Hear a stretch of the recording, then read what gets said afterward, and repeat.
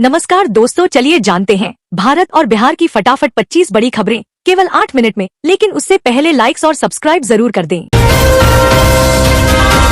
औरंगाबाद में मतगणना के दौरान सुरक्षा व्यवस्था कड़ी कर दी गई है। शहर के 12 मुख्य मार्गों पर विशेष जांच अभियान चलाया जा रहा है। पुलिस वाहनों की गहन जांच कर रही है और अतिरिक्त सुरक्षा बलों को तैनात किया गया है। बिहार महागठबंधन की हार पर कांग्रेस नेता ने समन्वय की कमी और गैर जिम्मेदाराना बयानों को जिम्मेदार ठहराया है। उन्होंने कहा कि चुनाव प्रचार में तालमेल का अभाव था और कुछ नेताओं के बयानों से मतदाताओं में गलत संदेश गया। बिहार चुनाव 2025 में महागठबंधन की रणनीति विफल रही, जिससे गठबंधन कमजोर हो गया। पारिवारिक कलह और रणनीतिक गलतियों ने महागठबंधन को नुकसान पहुंचाया। रणनीति के स्तर पर महागठबंधन की कमजोर योजना और कार्यान्वयन के कारण अपेक्षित परिणाम नहीं मिले। बिहार विधानसभा चुनाव 2025 में नीतीश कुमार के नेतृत्व वाली जनता दल यूनाइटेड ने शानदार प्रदर्शन किया है। जेडीयू ने बहुमत प्राप्त कर लिया है, जिसका मुख्य कारण नीतीश कुमार की साफ छवि और विकास कार्यों पर ध्यान केंद्रित करना है। बिहार चुनाव 2025 में जन सुराज पार्टी को भारी निराशा हाथ लगी है। चुनाव आयोग के अनुसार पार्टी को एक भी सीट नहीं मिली। इस हार के पीछे संगठनात्मक कमजोरी, प्रचार में कमी और मतदाताओं का विश्वास जीतने में असफलता जैसे कई कारण बताए जा रहे हैं। चिराग पासवान के नेतृत्व में लोक जनशक्ति पार्टी रामविलास ने बिहार विधानसभा चुनाव में शानदार प्रदर्शन किया है। इस प्रदर्शन ने उन्हें एक महत्वपूर्ण नेता के रूप में स्थापित किया है और विपक्षी दलों को सोचने पर मजबूर कर दिया है। बिहार विधानसभा चुनाव 2025 के रुझान आने लगे हैं, जिनमें एनडीए सरकार बनाती दिख रही है। बीजेपी 88 सीटों पर आगे है, जबकि जेडीयू 78 सीटों पर महागठबंधन को नुकसान हो रहा है। राजद 32 और कांग्रेस 4 सीटों पर आगे है। बिहार विधानसभा चुनाव 2025 के रुझान आने लगे हैं, जिनमें एनडीए सरकार बनाती दिख रही है। बीजेपी 88 सीटों पर आगे है, जबकि जेडीयू 78 सीटों पर महागठबंधन को नुकसान हो रहा है। राजद 32 और कांग्रेस 4 सीटों पर आगे है।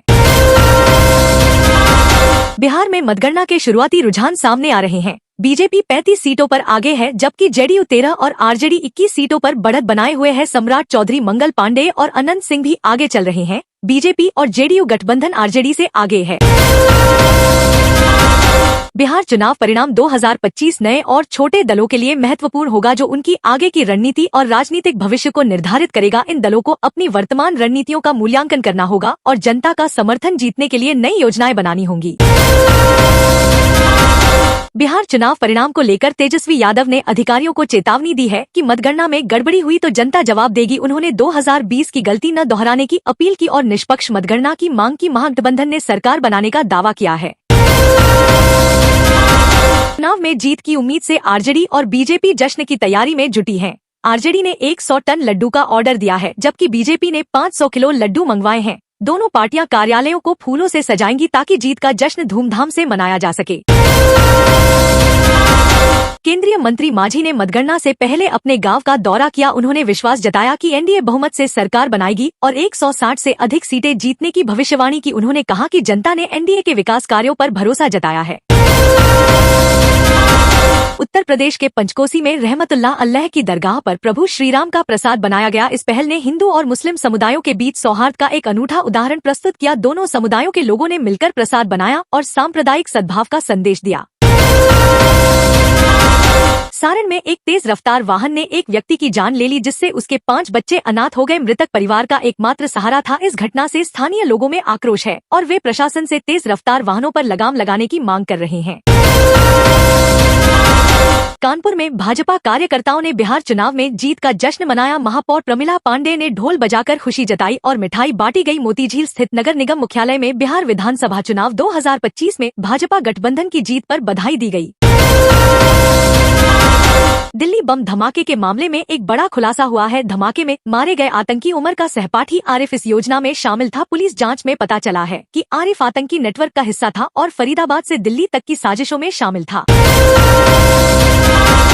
मेरठ शहर में प्रदूषण का स्तर खतरनाक हो गया है, जहां हवा में जहरीले कणों की मात्रा बहुत बढ़ गई है। रात में AQI 360 तक पहुंच गया, जो स्वास्थ्य के लिए हानिकारक है। दिल्ली और आसपास के शहरों में भी वायु गुणवत्ता खराब है। एकता और शांति को बढ़ावा देने के लिए cross country run for piece का आयोजन किया गया, जिसमें 500 से अधिक छात्र छात्राओं ने भाग लिया। इस दौड़ का उद्देश्य युवाओं को एकजुट करना और शांतिपूर्ण सह अस्तित्व की भावना को प्रोत्साहित करना था।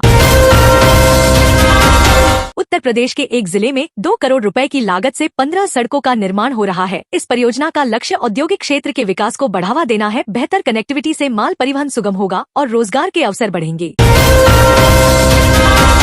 अमेठी के जायस में सुल्तानपुर रायबरेली नेशनल हाईवे पर एक खाद से भरा ट्रक अनियंत्रित होकर मकान में घुस गया। दुर्घटना में 2 मकान और कई वाहन क्षतिग्रस्त हो गए, जिससे लगभग 10 लाख का नुकसान हुआ। ट्रक चालक मौके से फरार हो गया।